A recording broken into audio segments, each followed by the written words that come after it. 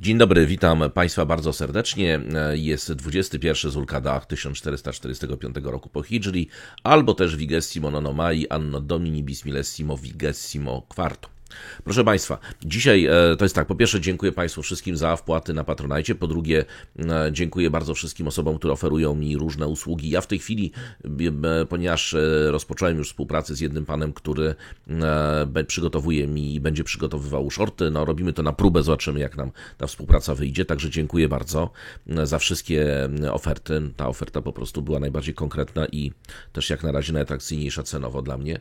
Natomiast chciałem jeszcze powiedzieć, że ja oczywiście bym bardzo potrzebował też osoby, które znają się dosyć dobrze na grafice, ponieważ bardzo dużo osób z Państwa co prawda twierdzi, że nie ma znaczenia w jakich okolicznościach mówię, prawda, czy z jakim tłem, czy coś takiego, byle coś ciekawego do powiedzenia. To prawda, ale wiem też, że sporo osób zwraca uwagę na to, że jednak przydałyby się jakieś właśnie dodatkowe ulepszenia, ładniejsza grafika, jakieś ramki, animacje, to zawsze, szczególnie jeżeli odcinki są długie, to zawsze jakoś urozmaica Państwu też oglądanie ich, więc jeżeli ktoś z Państwa potrafi robić takie rzeczy, to też zapraszam do kontaktu. Ja nie na wszystkie listy jestem w stanie ostatnio odpowiadać, no ze względu na ogromny brak czasu. Natomiast postaram się na wszystkie te, które gdzieś tam proponują mi coś konkretnego, właśnie postaram się odpisać, też sprecyzować swoje potrzeby. Ja na przykład potrzebuję jakiegoś ładnej animacji, która by zachęcała właśnie, na przykład czy przypominała o Patronite, czy namawiała do subskrypcji, prawda, takie rzeczy, więc to jest coś takiego, zresztą ja w pewnym momencie pewnie będę się przygotowywał do robienia live'ów, co jest bardzo skomplikowane dla mnie technicznie, technologicznie właściwie, bo to wtedy potrzebna jest druga osoba, która po prostu steruje całym tym procesem nagrywania i tak dalej. Nie będę Państwu teraz zawracał tym głowy, ale zwracam się do osób, które mają takie zdolności. Ja sobie też do wszystkich tych, którzy coś mi ciekawego zaproponują, bardzo chętnie odezwę. Dobrze, proszę Państwa, mamy teraz dzisiaj kilka tematów. W tym pierwszy temat uprzedzam bardzo kontrowersyjny, więc jak ktoś nie chce słuchać, może się od razu przerzucić na temat drugi. Ponieważ ja mówiłem, że nie będę mówił o Polsce generalnie, no ale raz na jakiś czas zrobię wyjątek. Szczególnie wtedy, kiedy ten wyjątek dotyczy jakichś kwestii międzynarodowych, a ponieważ życie nam dostarcza coraz więcej umiędzynarodowienia różnych działań Polski, w związku z tym dzisiaj porozmawiamy sobie trochę o czymś, co ja sobie nazwałem Wróg u bram, roboczy tytuł, ale generalnie o atakach na polską granicę i o tym czymś, co obserwujemy znowu ze strony Białorusi. No jest tak, po pierwsze nie będę wracał już, bo kiedyś o tym opowiadałem bardzo dużo, do różnych definicji uchodźców, prawda, co to jest uchodźca, gdzie uchodźca nie jest już uchodźcą, gdzie jest migrantem, chociaż te różne trybunały próbują czasami rozszerzać sobie definicje niezgodnie z konwencjami.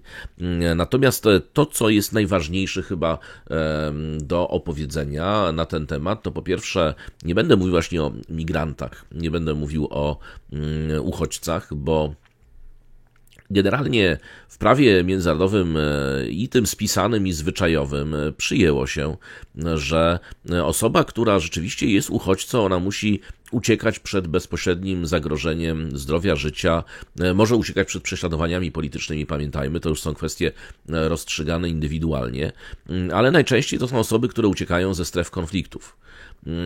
I uciekają do państw, które są już nieogarnięte tym konfliktem. Zresztą takie państwa potem zwykle taką osobę rejestrują, dają im prawa azylowe zgodnie z, jeżeli są stroną odpowiedniej konwencji, jeżeli nie są, to tak czy inaczej bardzo często zgodnie z prawem zwyczajowym, czy nawet z konwencjami regionalnymi taką ochronę takim osobom przyznają. Więc mamy w tej chwili tak naprawdę, jeżeli mówimy o wojnach, no to mamy wojnę na Ukrainie, prawda?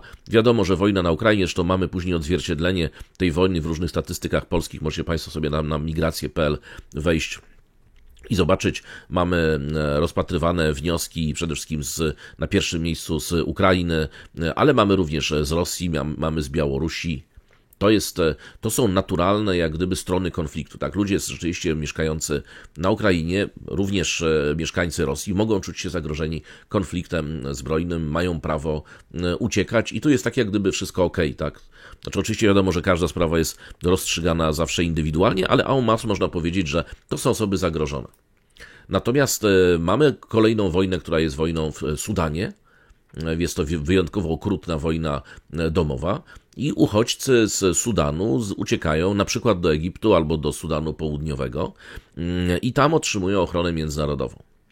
Mamy wojnę domową w Sahelu.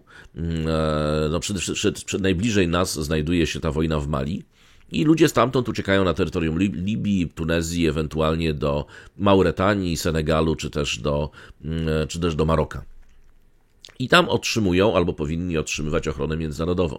Jeżeli taka osoba nagle stwierdzi, że dużo lepiej by się jej mieszkało na przykład w Nowym Jorku, albo na Florydzie, w Miami, prawda, albo ewentualnie w Londynie, to jest jej decyzja, tak, ale to już jest decyzja o migracji, bo ochronę międzynarodową otrzymała w takim kraju, w pierwszym kraju, w którym wojny nie ma zagrożenia dla jej życia i zdrowia.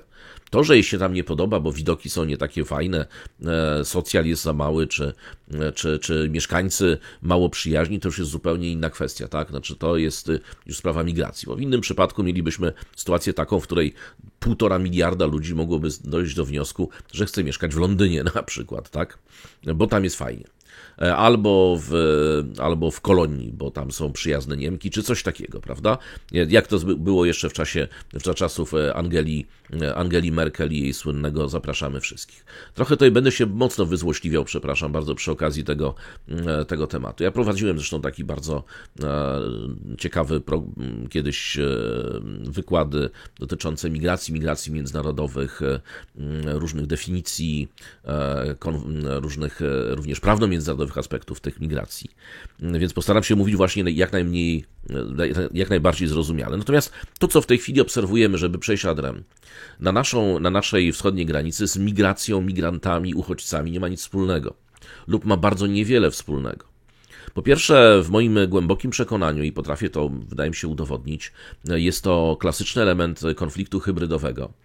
Zresztą konflikt, który wbrew pozorom to nie Rosjanie go akurat wymyślili, ani Białorusini, bo dokładnie taki pomysł ataku uchodźcami na granicę wymyślił akurat prezydent Erdogan. Zresztą z wielkim sukcesem, proszę sobie przypomnieć. Prezydent Erdogan kiedyś próbował namówić ze względu na to, że ten napływ migrantów, właśnie uciekinierów, tam rzeczywiście uchodźców na terytorium Turcji, Syrii był ogromny. Co więcej, tam się szykowało jeszcze parę milionów kolejnych, które chciało uciekać w związku z postępem i wojsk rządowych, i bandytyzmem tych różnych milicji dżihadystycznych na północy, i państwem islamskim, i dziesiątek innych powodów, prawda, już nie ma nawet sensu opowiadać teraz o całej tej wojnie, ale prezydent Erdogan wielokrotnie próbował zainteresować Unię Europejską, czy państwa europejskie tym, że tu jest jakaś wojna. Co więcej, on proponował nawet interwencję, on w ogóle chciał wojska tureckie, nawet Turcy się próbowali dogadywać wtedy z Jordańczykami, nawet i z Saudyjczykami, żeby wkroczyć na teren Syrii, żeby dokonać takiego podziału tej Syrii nawet na strefy wpływów i generalnie, no oczywiście wiadomo, że rozpędzić wojska Asada, co by pewnie dla armii tureckiej nie było bardzo skomplikowane, przy okazji po drodze rozprawiając się z Kurdami. I wielokrotnie zresztą próbował uzyskać jakąkolwiek pozytywną reakcję. Już nie mówiąc o jakiejś wspólnej akcji, do której też namawiał, ale przynajmniej próbował, właśnie były sądowania dotyczące artykułu 5, czy będzie miał zastosowanie, jeżeli Syryjczycy, czyli wojska syryjskie, zaatakują Turków i tak dalej, prawda? To się wszystko nie udało, to znaczy ja pamiętam, że to głównie właśnie Niemcy, którzy wtedy właśnie, chociaż to też jest osobna kwestia, gdzie Niemcy byli na pewno temu niechętni, niechętna była Bruksela. Krótko mówiąc, Erdogan powiedział, no to jak nie, no to proszę bardzo, prawda? I dokonał wielkiej operacji przewozu tych prawie 2 milionów ludzi z jednego końca Turcji na drugi. Potem oni sobie wsiadali na łódeczki, ewentualnie szli na granicę grecką, już lądową i szli dalej do Europy. Tak, mamy tą wielką falę migracji, głównie właśnie do Niemiec. Angelę Merkel, która miała wtedy nadzieję na pokojowego Nobla, w związku z tym właśnie zaprosiła wszystkich. Mieliśmy te kolumny ludzi idące przez równinę węgierską, prawda, w kierunku Europy Zachodniej i tak dalej. Tak, to wszyscy pamiętają te obrazki. No ale to jest potem, kiedy już Grecja doszła do wniosku, że zamknie granicę, to potem w czasie już konfliktu terytorialnego z Grecją, gdzie prezydent Erdogan próbował grozić Grecji wojną, zresztą na kilku obszarach. A Grecja zaczęła budować właśnie sobie swój słynny płot na granicy, taki jak nasz mniej więcej, to tam Turcy zrobili dokładnie to samo, co Białorusini próbowali zrobić na granicy polskiej, to znaczy zaangażowali swoje wojsko, swoje służby, przewieźli ludzi z ośrodków akurat zamkniętych, bo wtedy nie mieli czasu, żeby przerzucić tych wszystkich właśnie ludzi ze wschodu Turcji, w związku z tym głównie spod Stambułu, z takich ośrodków, gdzie ludzie, wielu z nich oczekiwało na wydalenie z Turcji ze względu na przestępstwa, które popełnili i tak dalej. To było dosyć dobrze opisywane przez prasę grecką wtedy. No i przypuścili szturm na granicę. Mieliśmy kilka dni szturmu na tą granicę. Transportery opancerzone tureckie, które rozrywały czy przyczepiały sobie łańcuchy do tego ogrodzenia, które próbowało właśnie w ten sposób niszczyć. Ostrzał ze strony tureckiej, tam zanim się został ranny akurat niemiecki pogranicznik i tak dalej, i tak dalej. Tak, to możemy sobie mnożyć. I dokładnie podobny scenariusz potem rozgrywał na naszej granicy Aleksander Łukaszenko. Jeśli chodzi o to, co zrobił wtedy Aleksander, przepraszam, że tak długo na razie mówię o historii, ale też warto pokazać pewien kontekst tego, co obserwujemy teraz i co moim zdaniem będziemy obserwowali w najbliższych miesiącach na polskiej granicy.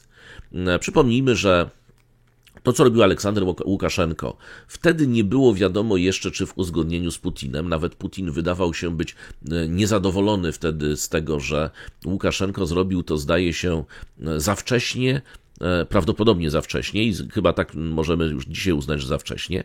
No ale celem tamtej operacji, zresztą bardzo dobrze zorganizowanej, gdzie mieliśmy rekruterów białoruskich i rosyjskich, którzy rekrutowali głównie w północnym Iraku, bo tam było dosyć bezpiecznie, tam mieli dobre relacje również z państwem irackim.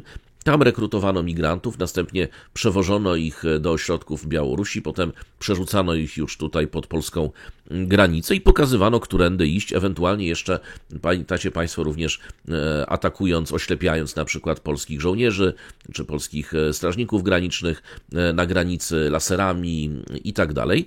No i we wszystkich tych miejscach, gdzie był już jakiś płot, prawda, albo jakieś ogrodzenie, to niszczenie tego ogrodzenia, szturm na Kuźnicę Białostocką, też Państwo pewnie Pamiętacie Państwo te zdjęcia.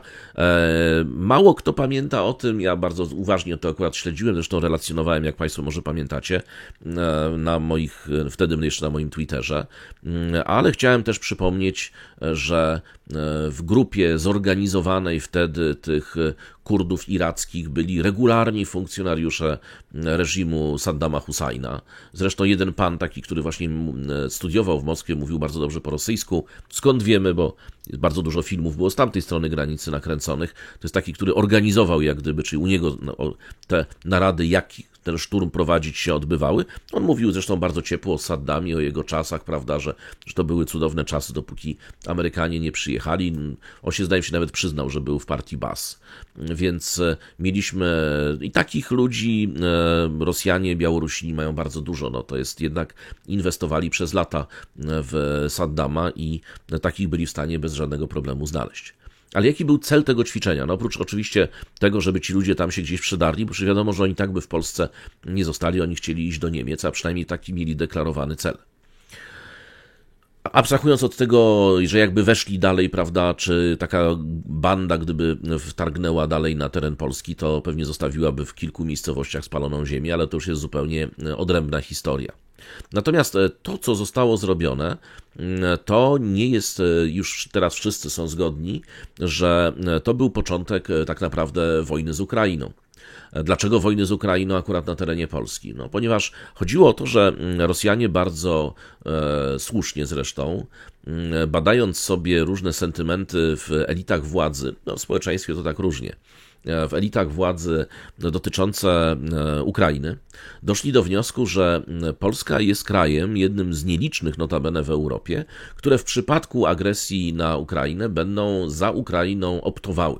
W jakim stopniu, czy to będzie poparcie mocne, słabe, no pewnie wtedy jeszcze nie było wiadomo, ale uznano, że te giedroyciowskie elity polskie będą w bardzo istotny sposób przeszkadzały w szybkim zajęciu Ukrainy przez wojska rosyjskie. W związku z tym bardzo słusznie planiści z tamtej strony granicy doszli do wniosku, że ponieważ Polska miała bardzo złe notowania wtedy w Unii Europejskiej, pamiętamy kwestię praworządności, Polska była takim Orbanem Europy, prawda, Orbanem numer 2 dla zachodniej Europy, w związku z tym stwierdzono, że lewicowe elity czy państw Beneluxu, czy niemieckie, czy francuskie, w momencie, kiedy zobaczą tych uchodźców jeszcze pałowanych przez polskich policjantów, czy oblewanych przez te polewaczki, to wtedy Polska zostanie wprowadzona jakaś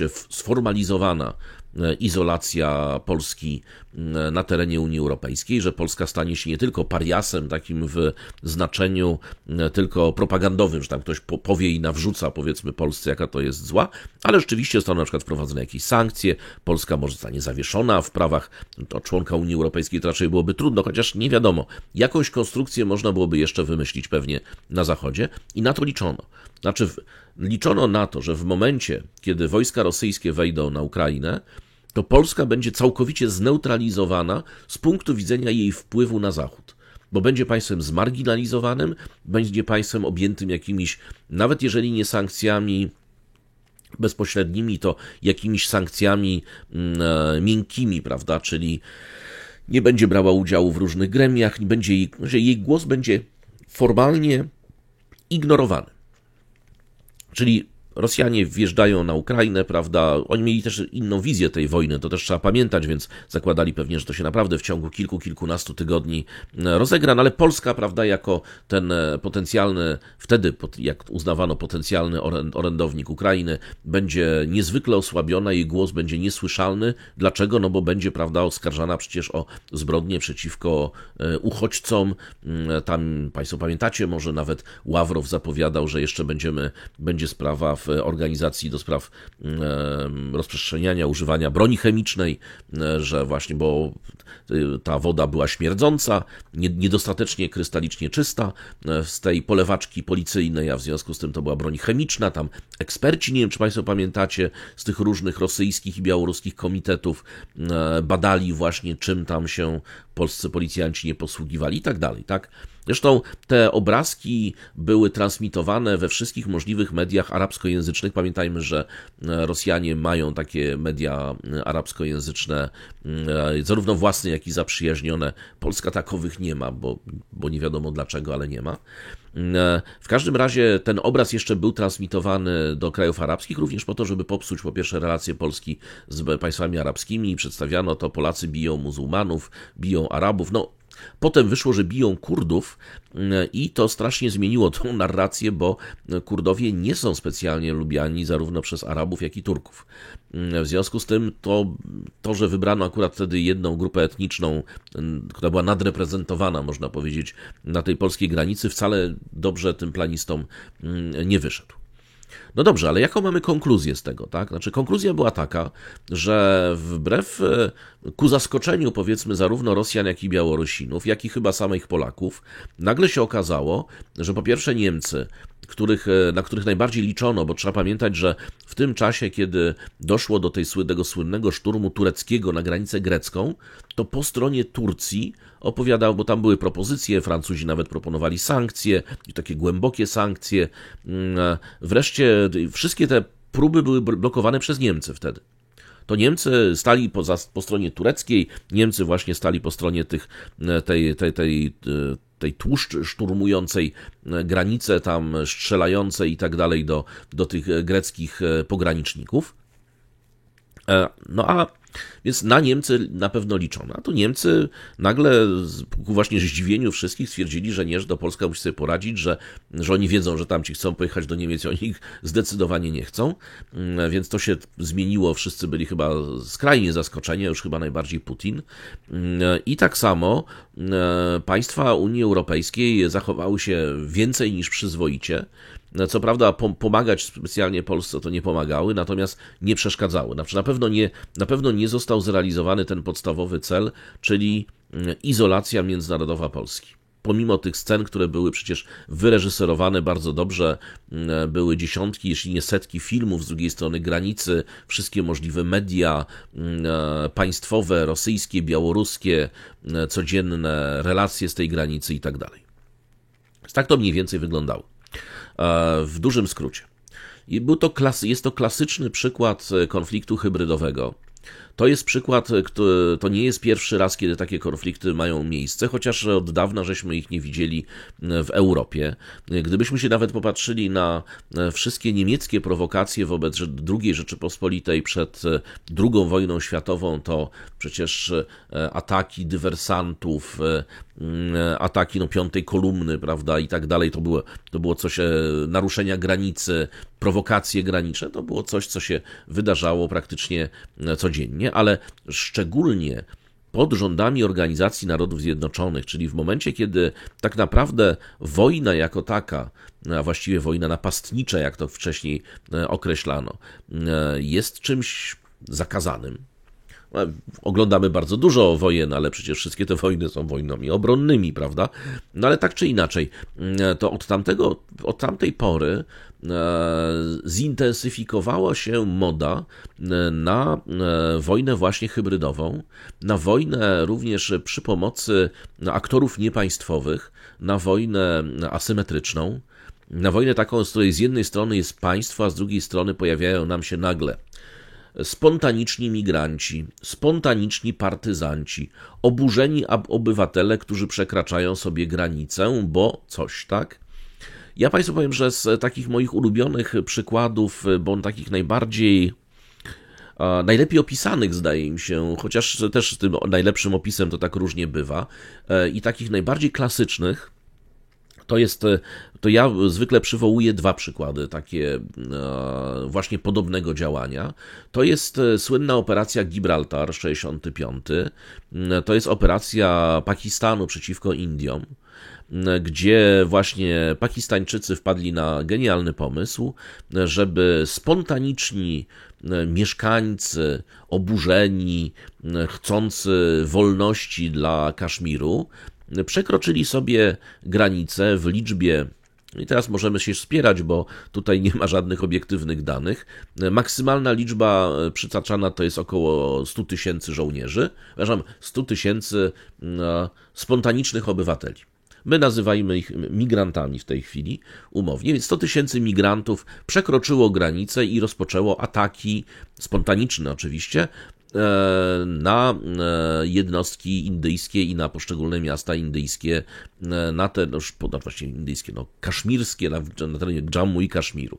Zakończyło się to pełnoskalową wojną Indii i Pakistanu, zresztą po tej wojnie oba kraje sobie zbudowały bomby atomowe, prawda, po to, żeby już nie było za dużo takich spontanicznych wtargnięć. Ale kolejne spontaniczne wtargnięcie, znowu tak samo, właśnie takie, w którym, tutaj trzeba też powiedzieć, że Pakistańczycy nie wytrzymali w momencie, kiedy te działania powstańcze im się trochę nie powiodły, to tam się już włączyły regularne jednostki Pakistanu, w związku z tym ta wojna wybuchła tak czy inaczej, ale nawet gdyby nie, to i tak Indie rozpoczęły działania przeciwko Pakistanowi, uznając po prostu to za casus belli. Ale mieliśmy jeszcze drugą, jeszcze śmieszniejszą wojnę, która była wojna o Kargil w 1999 roku, gdzie w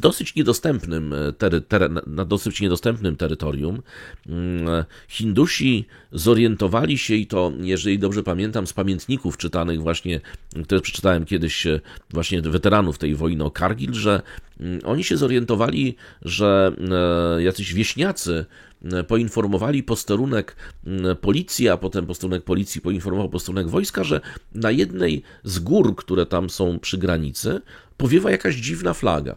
Okazało się, że ta dziwna flaga powiewa na bardzo wielu takich górach, bo wojska pakistańskie, znowu, pakistańscy Spontaniczni mieszkańcy Kaszmiru zajęli ileś tam tych gór strategicznych i Hindusi się w ogóle nie zorientowali. I to jeszcze siedzieli tam od paru miesięcy, podobno niewykryci. Więc no oczywiście doszło do potężnej wojny o Kargil, podobno największe użycie artylerii chyba do czasów teraz wojny na Ukrainie i tak dalej. To jest 99 rok. Możecie Państwo sobie poczytać, tylko proponuję takie niewikipedyczne źródła. Tam jest dużo krytycznych zresztą bardzo źródeł, szczególnie hinduskich. Hindusi bardzo to dokładnie opisują, zresztą bardzo krytycznie w stosunku do swojego dowództwa, błędów popełnionych i tak dalej. Jest bardzo dużo takich byłych generałów, weteranów, którzy opisywali dosyć dokładnie tę wojnę. No dobrze, to teraz przejdźmy jeszcze natomiast jakie definicje nam się tutaj przydadzą, prawno-międzynarodowe, do omawiania tej kwestii polskiej granicy. Oczywiście pretekstem jest ten atak do opowiadania o tym wszystkim jest ten atak na polskich żołnierzy na granicy, czy polskich funkcjonariuszy. To jest, po pierwsze, ja bym właśnie nie rozmawiał w ogóle o uchodźcach, tylko rozpocząłbym rozmowę o rezolucji 3314 Organizacji Narodów Zjednoczonych, która to rezolucja, zresztą na zasadzie konsensusu, bo to jest prawo międzynarodowe skodyfikowane, ale konsensus był do tej kodyfikacji bardzo trudny, bo do tej pory było to regulowane w kwestiach, znaczy w sposób zwyczajowy. To jest sprawa tego, co to jest akt agresji.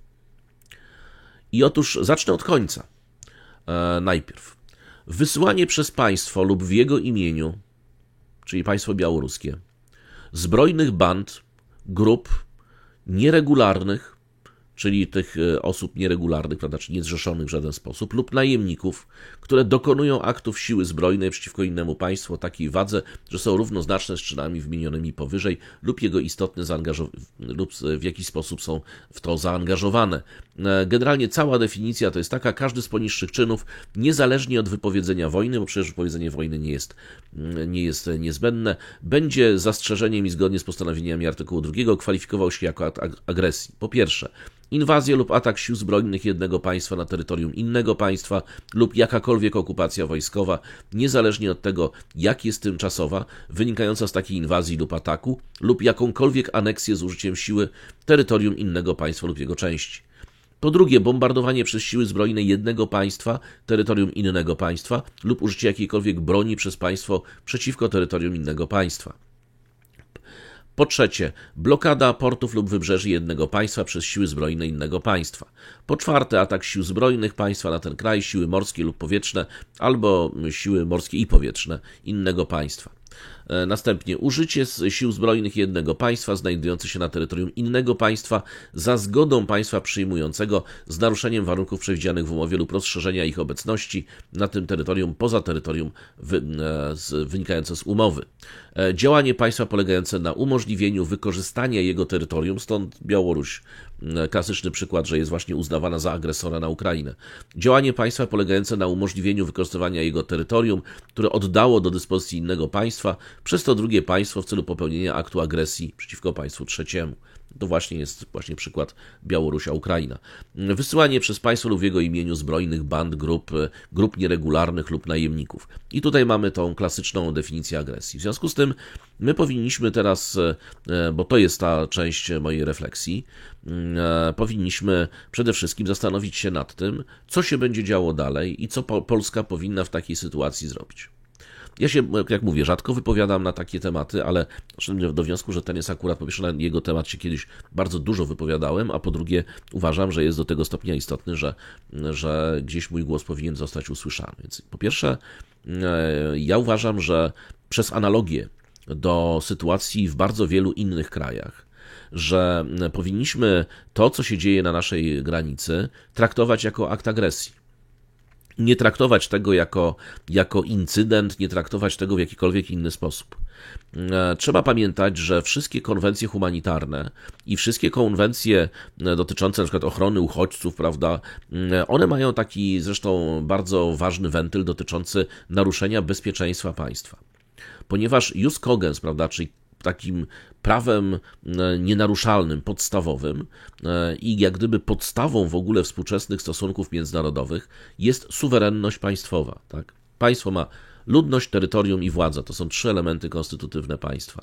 Jeżeli ktoś narusza terytorium państwa, to w takiej sytuacji narusza podstawę, filar stosunków międzynarodowych, bo przecież prawo międzynarodowe to jest prawo intergentes, prawda, między narodami, ale tak naprawdę między państwami. Podmiotem prawa międzynarodowego klasycznym jest państwo. W związku z tym, dlatego właśnie granica, jego ludność i suwerenność, czyli całowładność i samowładność nad terytorium, to są elementy nienaruszalne. Znaczy, jeżeli państwo się godzi na to, że nie ma granicy, albo że można ją naruszać, albo że można zabijać jego obywateli, albo że można właśnie odmawiać mu prawa do suwerennych decyzji, to w takiej sytuacji przestaje być państwem. Staje się terytorium. No, mieliśmy terytoria właśnie kolonialne, zależne, mandatowe, prawda. Mamy takie twory, prawda, które mają problemy z realizacją swojej idei suwerenności, ale to już jest na odrębną debatę.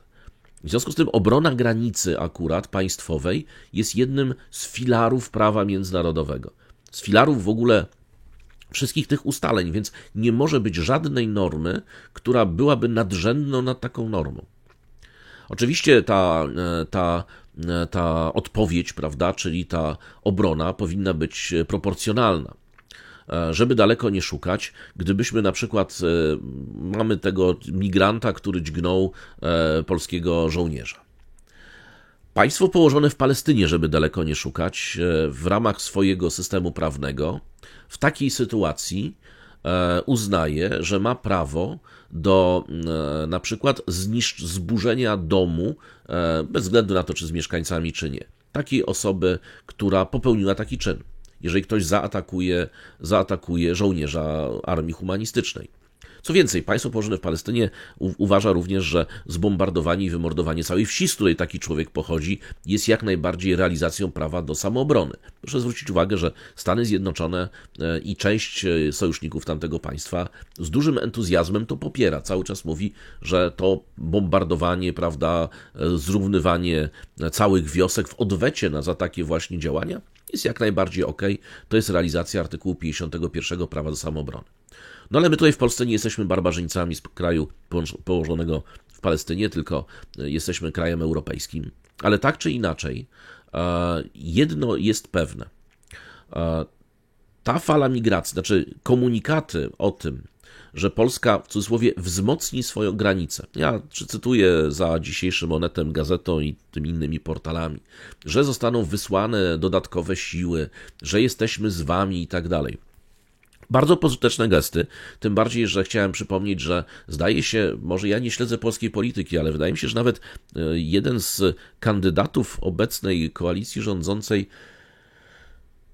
do Europarlamentu, to nie on przypadkiem szarpał się ze Strażą Graniczną jakieś te parę lat temu, realizując w ten sposób wizję prezydenta Putina i Łukaszenki i wspierając ich właśnie tą falę hybrydowego ataku na polską granicę, już nie mówiąc o tym, że krytykując w czambu, prawda, i potępiając polskich żołnierzy i pograniczników, no coś się zmieniło. No ja rozumiem, że jest teraz kampania, więc człowiek nie ma czasu, żeby pojechać z tą tam reklamówką na granicę i przeszkadzać polskim żołnierzom. No ale panie pośle, przecież to trzeba być konsekwentnym. No, reklamówkę na pewno pan znajdzie jakoś. Przepraszam, tu się wyzłośliwiam oczywiście nad miarę, bo wtedy oczywiście to, że człowiek ma prawo do zmiany zdania, prawda, i jednak do tego, że w tej chwili już chyba wszyscy wiedzą, że tam ta działalność wtedy i ta fala nachodźców była celowym działaniem służb białoruskich i rosyjskich, to chyba już nikt nie ma wątpliwości. No ale dobrze, to tak na marginesie. Natomiast to, czego się możemy spodziewać. Po pierwsze, moim zdaniem, to jest na razie tylko testowanie polskiej reakcji. Czy ta polska reakcja jest, czy się cokolwiek zmieniło, krótko mówiąc. Tym bardziej, że mamy teraz wybory, więc przy okazji wyborów tych będziemy mieli pewnie jakieś wzmożenie tej akcji migracyjnej. Po drugie, z drugiej strony mamy też trochę większą profesjonalizację, znaczy ja mówię po stronie białoruskiej, tam są konkretne, chyba nawet już zidentyfikowane nawet z adresami obozy, gdzie tych migrantów przygotowuje się do szturmu tej polskiej granicy, więc jest to trochę mniej spontaniczne. To nie na miejscu tutaj przed kamerami ustalane będą scenariusze przedzierania się przez ten mur Adriana, tylko gdzieś tam w głębi kraju. To, że zaangażowane są w to białoruskie służby specjalne, a być może również rosyjskie, no pewnie w zależności od właściwości, skąd ci migranci pochodzą, to jest dopiero przedsmak. Ja uważam, że po pierwsze razem z tymi grupami migrantów w kolejnej iteracji, w kolejnym jak gdyby etapie, po tym kiedy sobie przetestują nasze reakcje, a nasze reakcje na razie są, no delikatnie mówiąc, łagodne cały czas, to mamy również szansę na to, że razem z tymi grupami przejdą regularni dywersanci. Wagnerowcy, najemnicy, ludzie obeznani z bronią, którzy po pierwsze mogą być uzbrojeni, czyli możemy liczyć na to, że za którymś kolejnym razem ci spontaniczni migranci będą mieli broń palną i będą w stanie odpowiedzieć ogniem. Później Białorusini powiedzą, że no, ukradli, prawda, czy wyrwali funkcjonariuszowi białoruskiemu, który tylko podawał magazynki kolejne. Więc tego typu prowokacje, trzeba się na nie przygotować, że one będą, że to będzie również testowanie nie tylko zdolności tych pogranicznych, prawda, czyli tych takich, można powiedzieć, policyjnych polskich służb, ale również może to być testowanie już zdolności obronnych. Sprawdzanie właśnie też tego, które jednostki, gdzie, przecież to są wszystko informacje kolekcjonowane z drugiej strony, że te akcje będą się rozwijać aż do prowokacji zbrojnych. Znaczy takich prowokacji, w których na przykład spontaniczni pogranicznicy białoruscy nie wytrzymają oglądania krzywdy tutaj dławionych czy poniewieranych biednych migrantów z kątś tam, a w związku z tym staną w ich obronie, prawda? No i tutaj będą całe sprawy i tak dalej. Co prawda międzynarodowe oddziaływanie już tego cyrku Łukaszenki będzie żadne, bo jednak czas jest inny i wszyscy wiedzą o tym, że są to kraje agresywne, wrogie, prawda, wrogie Zachodowi, które są zdolne do różnych prowokacji, więc to już nie będzie tak jak wtedy, gdzie, prawda, połowa krajów europejskich kochała, albo więcej nawet kochała Władimira Putina, więc to już się na pewno zmieniło, więc to nie będzie ten adresat, no ale tak czy inaczej musimy się spodziewać tego typu działań właśnie szczególnie wtedy, kiedy no na przykład będzie olimpiada, kiedy będą mistrzostwa, kiedy będą różne wydarzenia międzynarodowe, które będą przyciągały uwagę do Europy i będziemy mieli właśnie tak naprawdę zakłócanie tego obrazu przez obrazki, prawda, z polskiej płonącej granicy. Ja przypuszczam, że tak może wyglądać. Znaczy to byłby rozsądny scenariusz ze strony białorusko-rosyjskiej, być może właśnie włącznie aż z próbą prowokowania do casus belli. Natomiast co powinna Polska zrobić? Znaczy, w moim głębokim przekonaniu te działania, które w tej chwili są podejmowane, w żaden sposób nie odstraszą migrantów i wbrew pozorom nie odstraszą również służb białoruskich. Powstaje pytanie, co można byłoby zrobić. To jest cały kompleksowy zestaw działań. No, po pierwsze, w moim przekonaniu, ale to jest tylko moje przekonanie, wtedy tam wbrew pozorom Rosjanie przegrzali, to znaczy pokazywanie w krajach arabskich, pokazywanie szczególnie w Iraku, w telewizji, w Arabii Saudyjskiej, w Egipcie, obrazków z polskiej granicy, gdzie jednak było widać niezwykle zdecydowaną odpowiedź polskiej policji i to taką bardzo profesjonalną i naprawdę bardzo dobrze udokumentowaną, no bo z tamtej strony kręcono również bardzo dokładnie, co ta polska policja robiła, czyli krótko mówiąc, no pasaran, prawda, że nie przejdą w żaden sposób, a jak przejdą, to zostaną i tak wykopani z powrotem na drugą stronę. Więc te obrazki, one wbrew pozorom zadziałały na korzyść bardziej Polski, ponieważ one odstraszyły również tych, którzy właśnie decydowali się, czy byli łudzeni tym, że tam jest wszystko pozałatwiane, prawda, przerzut dalej jest załatwiony, dobry, ciepły człowiek Łukaszenko załatwi im, prawda, miejscówkę do Berlina. Więc to się nie udało. Znaczy właśnie te zdjęcia moim zdaniem odstraszyły bardzo mocno. Zresztą czytałem te komentarze w prasie arabskiej. Próbowano właśnie zrobić wtedy taką otoczkę antymuzułmańską, Ale to właśnie się też nie udało, wiecie Państwo, właśnie ze względu na tych Kurdów, no bo Kurdowie, abstrahując od tego, że większość Kurdów jest sunnitami, to Kurdowie no, nie słyną, delikatnie mówiąc, ze swojej nadmiernej religijności, przynajmniej taka jest percepcja Arabów. To jest pierwsza rzecz. Druga rzecz, no nie słynną specjalnie miłości, szczególnie w Iraku, ale też w Syrii, pomiędzy plemionami arabskimi, prawda, a Kurdami też nie ma. Zresztą Kurdowie w dużej mierze PKK, prawda, więc to jest jeszcze dodatkowy aspekt, prawda, czy ateiści, więc tu się to nie kleiło, tak, znaczy nie udało się zrobić dżihadu przeciwko Polsce, w żaden sposób. A właśnie jeszcze ci rosyjskojęzyczni panowie z partii Baas na granicy, którzy się ładną ruszczyzną wypowiadali dla RIA Nowosti, prawda, czy tam dla innych tych publikatorów, tak samo, znaczy ten element się nie udał, był niedopracowany z całą pewnością. Więc teraz, gdyby mieli jeszcze dobierać gdzieś, nie wiem, z Sudanu, skądś, to prawdopodobnie też to niespecjalnie zadziała. No ale to musi być, moim zdaniem, niestety, ale te komunikaty z polskiej strony muszą być dużo bardziej stanowcze. Ja bym rozpoczął od zapowiedzi zmiany ustawy z 24 maja 2013. Już nie mówiąc o rozporządzeniach, prawda, dotyczącej przymusu bezpośredniego i broni palnej. Tam jest taki zapis, konieczność, znaczy dlaczego od razu za chwileczkę uzasadnię.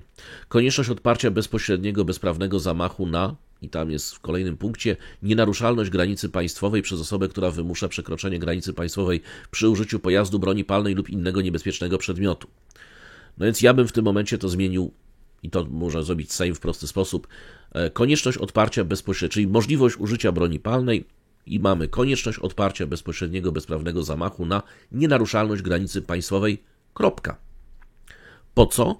Po to, i to jeszcze ogłosić to bardzo wyraźnie, po to, żeby każdy spośród tych, którzy przekraczają granicę siłą, miał świadomość tego, że z drugiej strony funkcjonariusz może użyć broni tylko i wyłącznie z samego faktu tego, że ktoś wkracza na teren Polski. To byłaby zasadnicza różnica, abstrahując od tego, że dałaby również dużo więcej spokoju i swobody działania polskim funkcjonariuszom. A po drugie, to byłaby ustawa taka, która jest przygotowana właśnie na czas wojenny. Znaczy, co mają czekać na co? Na to, aż banda, która przejdzie, być może zorganizowana, być może Wagnerowców, być może komandosów rosyjskich, przebranych w jakieś tam stroje udające, czy Czeczenów jeszcze lepiej, prawda, od Kadyrowa, która przejdzie naszą granicę i co, dopiero w momencie, kiedy zdobędzie dwie miejscowości, to my stwierdzimy, że jest to inny niebezpieczny przedmiot, prawda, którego używają. To musi być powiedziane jasno. Tym bardziej, że migranci z krajów, no delikatnie mówiąc, egzotycznych, gdybyśmy mieli do czynienia właśnie gdzieś tam z Sudanem, z Etiopią, z Afganistanem, czy z nawet subsaharyjską Afryką, oni są wszyscy przekonani, że policja i służby bezpieczeństwa w krajach europejskich są słabe, są skrępowane przepisami. Wiadomo, prawda, ja sobie próbuję sobie wyobrazić, wiecie Państwo, mając naprawdę duże doświadczenie z podróży w różne ciekawe i dosyć niebezpieczne miejsca, nawet takiej spokojnej Tunezji. Próbuję sobie wyobrazić, co by było, gdybym ja podszedł do jakiegoś policjanta, mając nóż w ręku. No przecież ja bym skończył prawdopodobnie, jako można byłoby ze mnie zrobić sitko. I to takie dosyć o dużych odstępach, prawda? Takie do odsączania arbuzów, bo wszystko inne by przelatywało. Znaczy, ile by tam mieli amunicji, tyle by we mnie władowali, prawda? I jeszcze na wszelki wypadek strzelaliby pół godziny później w to miejsce, gdzie już byłaby tylko dziura w ziemi. Już nie mówiąc o granicy czy Egiptu, czy jeszcze o Pakistanie. No to tam to w ogóle najpierw się strzela, prawda, potem się mówi salam. Więc czy granicy irańskiej, czy granicy nawet tureckiej. Ktoś, kto by z taką dzidą jak na naszego funkcjonariusza poszedł gdzieś tam na granicy syryjsko-tureckiej, to pewnie przypuszczam, że Turcy by jeszcze znaleźli jego rodzinę, to jeszcze jego ulubionego kota, prawda, by tam zamordowali w odwecie, więc to w ogóle nie ma takiej możliwości, no ale oni, mając doświadczenie z takimi właśnie funkcjonariuszami, uważają, prawda, że tutaj w Europie to mogą zrobić wszystko, no bo wiedzą, że tam jest hardcore, tak, jeżeli chodzi o ataki na funkcjonariuszy. to co do tego nie ma wątpliwości, że tam jak już ktoś chce zaatakować posterunek graniczny, to musi mieć dużą przewagę liczebną w ciężkiej broni maszynowej, bo w innym przypadku to się absolutnie nie uda. No ale tutaj w Europie właśnie może nie, więc musi być rzeczywiście ten komunikat musi być bardzo wyraźny. Będziemy bronili naszej granicy. Zresztą mamy, proszę Państwa, tutaj jeszcze dodatkowy problem, no ale mamy przecież tutaj jeszcze nie tylko Straż Graniczną, prawda? Mamy tutaj wojsko. No a co jak będą żołnierze atakowani, prawda? Znaczy, bo moim zdaniem to jest kwestia do rozstrzygnięcia, te kwestie formalno-prawne muszą być jak najszybciej rozstrzygnięte, tak żeby te nasze formacje mogły działać, tak jakbyśmy byli atakowani, tak jakbyśmy byli już w fazie konfliktu zbrojnego. Nie mówiąc już właśnie o tym, że musimy być przygotowani na zbrojne prowokacje, a nie tylko takie jeszcze cały czas dzidowo-lajtowe ze strony białoruskiej. Znaczy, że to będzie dużo gorzej niż było kiedyś i będzie to dużo lepiej zorganizowane, bo też oni sobie też przecież te wszystkie swoje niepowodzenia w przekraczaniu granicy jakby analizują. No to, czego nie mają teraz w Polsce, no to nie mają na pewno oprócz tej swojej kartoflanej sotni, która się za chwileczkę do mnie rzuci tutaj w komentarzach, ale tak naprawdę niespecjalnie, no i oczywiście sędziego, tak, który ostatnio, nie wiem czy Państwo zauważyliście, ale właśnie publikuje teraz sobie zdjęcia, jak to się opala na plażach, prawda, w Mińsku i że ciepełko, że sobie chodzi na spacerki, więc jak widać chyba specjalnie na razie nie mają pomysłu, zresztą więcej w tej chwili on publikuje w języku rosyjskim niż w języku polskim, czyli ten, który mu to tam prowadzi, też niespecjalnie, znaczy chyba nie mają na razie pomysłu. On zostanie wykorzystany właśnie być może wtedy, kiedy trzeba będzie potępiać Polskę za obronę własnej granicy.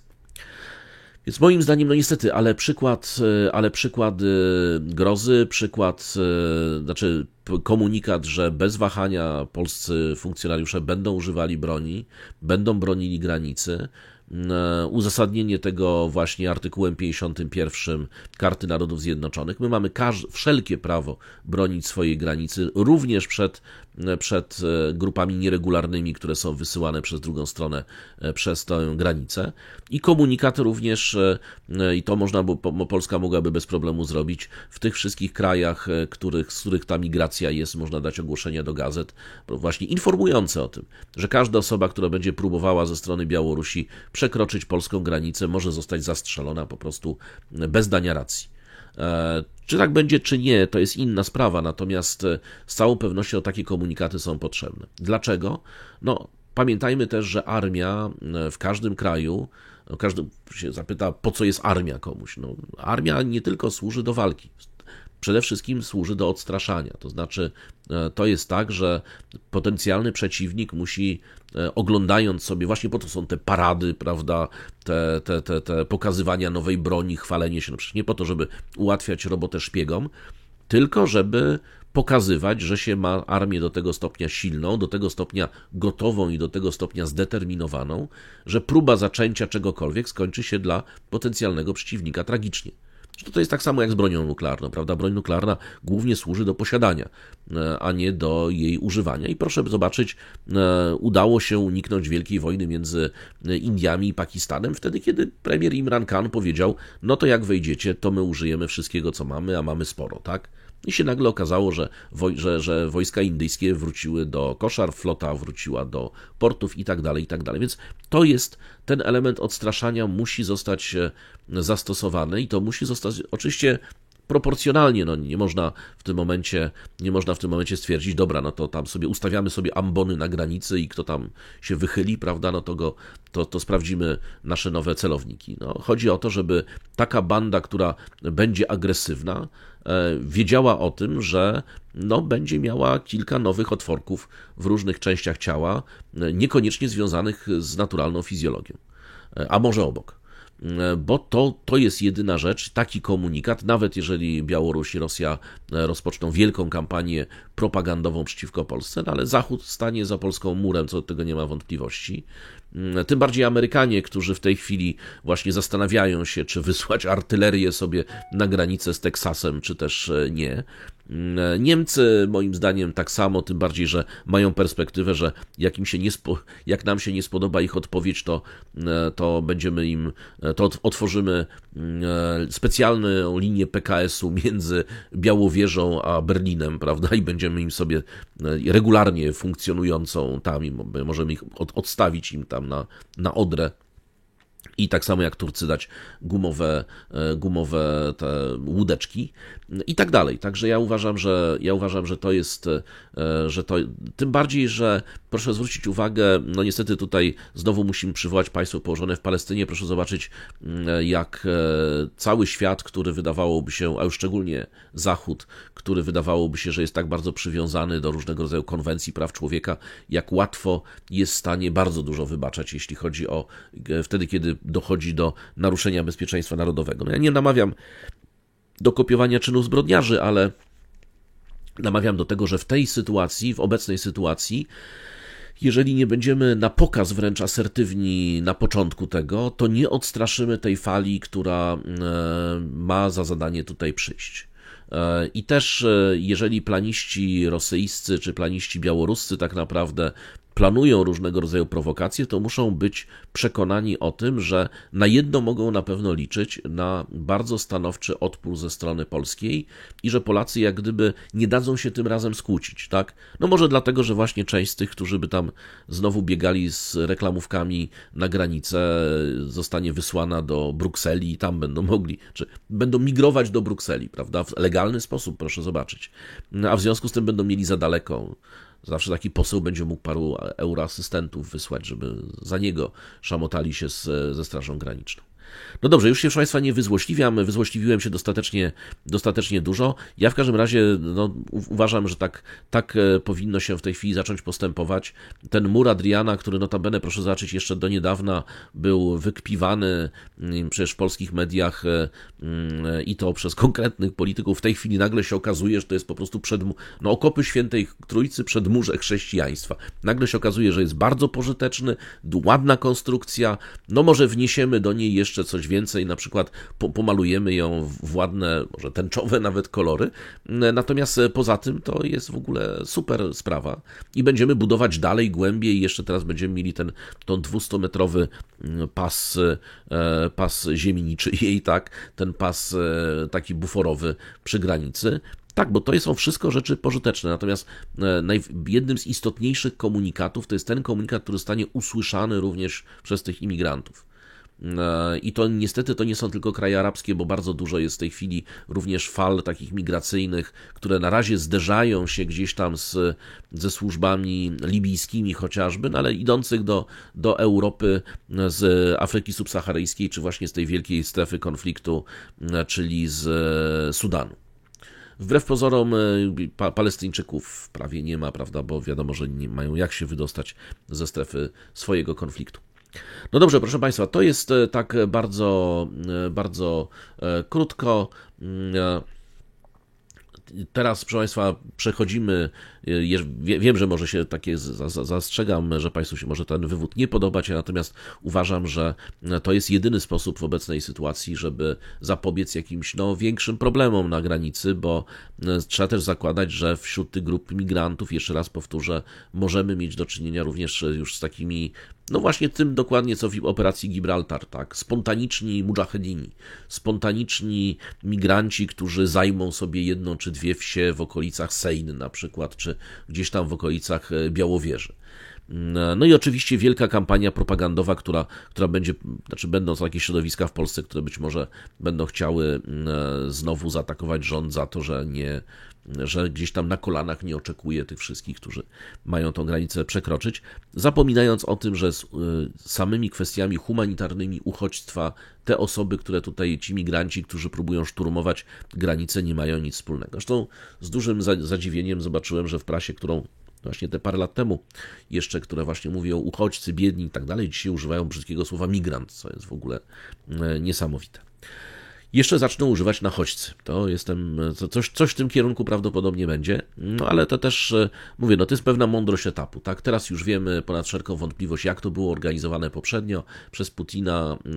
Jeżeli zakładamy na poważnie, że Putin będzie próbował wywoływać różnego rodzaju prowokacje na granicach właśnie czy państw bałtyckich, czy Polskę, czy Polski, przygotowując się tak naprawdę do pewnych ruchów, może nie tyle pełnoskalowej inwazji, ale na przykład połączenia Kaliningradu z Białorusią i tak dalej, już stałym pasem lądowym, tak, to jest bardzo dobry początek, znaczy taki, który może się nam tym zakończyć.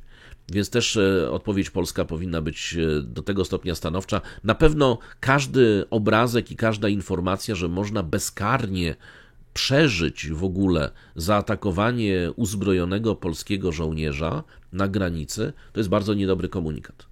To jest taki komunikat, to niestety tutaj znowu musimy odwołać się do doświadczeń państwa położonego w Palestynie. Oni uważają, że podstawowym ich, jak gdyby, doktryną ich działań, po którym jest podporządkowane również użycie broni i tak dalej, to jest kwestia odstraszania, tak? Czyli ta osoba, która atakuje funkcjonariusza, musi mieć pewność, że zostanie zastrzelona ona i jeszcze potem pojadą do jej rodziny, bo to mniej więcej tak tam robią. No my nie będziemy jeździć do niczyich rodzin, natomiast sama kwestia tego, że taki człowiek właśnie gdzieś tam sobie jeszcze radośnie może dostać azyl, a jeszcze oskarżyć, czy w ogóle jakiekolwiek prawa, że można mu przyznawać, to jest coś, co jest niestety dysfunkcjonalne, szczególnie we współczesnym świecie. Ja mówię, ja się nie odwołuję do wartości w ogóle stosunki międzynarodowe rzadko kiedy realizują kwestie wartości. Są pewne pryncypia prawa międzynarodowego, które są nienaruszalne, nierozstrzygalne, natomiast jeśli chodzi o ataki na granicę państwową, to tutaj państwo może tak naprawdę robić wszystko. Wszystko, co mu się podoba, kiedy ktoś atakuje granicę państwową, to jest tylko i wyłącznie kwestia jego wewnętrznego jak gdyby sumienia i sumienia polityków, na co pozwolą, bo prawo międzynarodowe uznaje nienaruszalność granicy państwowej, nienaruszalność suwerenności za to, co w ogóle konstytuuje to prawo. Bez tego nie ma prawa międzynarodowego, więc i tak wszystkie konwencje można sobie spokojnie wrzucić do miejsca, do tego pojemnika, bo teraz już nie możemy wrzucać w jedno miejsce, więc trzeba do recyklingu, w tego takiego na tekturę i na papier. Proszę Państwa, dobrze, nagadałem się dzisiaj niezwykle dużo, mamy punkt drugi, no ale mam nadzieję, że Państwu się spodobało chociaż trochę. Teraz mamy punkt drugi, bardzo ciekawy, sensacyjny zresztą. Otóż mamy w prasie państwa położonego w Palestynie, ale również w kilku innych gazetach, bo to jest wspólne śledztwo, w tym w Guardianie brytyjskim, są wyniki śledztwa dziennikarskiego. Te śledztwa są zrobione bardzo solidnie, one są bardzo dobrze dokumentowane, to nie jest tam sobie po prostu artykuł taki sobie. To jest robiony właśnie przez Guardian, przez tamto krajowy magazyn Plus 972, zresztą znany między innymi z wytropienia Pegasusa, tak, żeby już daleko nie mówić. Tak, ta cała kampania NSO Pegasus właśnie to Plus 972 oraz Local Call, które ujawniły schemat taktyk szpiegostwa, hakowania i zastraszania stosowanych przez agencje wywiadowcze kraju położonego na północ od Synaju w celu podważenia śledztwa Międzynarodowego Trybunału Karnego nie tylko w sprawie tych zbrodni, które zostały popełnione wiadomo gdzie, ale również wcześniejszych, bo trzeba pamiętać, że w ogóle sprawy przed MTK i śledztwa były toczone jeszcze wcześniej, przed 7 października. Otóż ten raport pojawia się rzeczywiście w momencie krytycznym. Wiadomo, że w ogóle dla tej całych spraw, wiadomo, że państwo położone w Palestynie przechwyciło maile, rozmowy telefoniczne i SMS-y urzędników MTK, w tym prokuratora właśnie Khana oraz jego poprzedniczki. Jego poprzedniczka była intensywnie zastraszana i była intensywnie inwigilowana.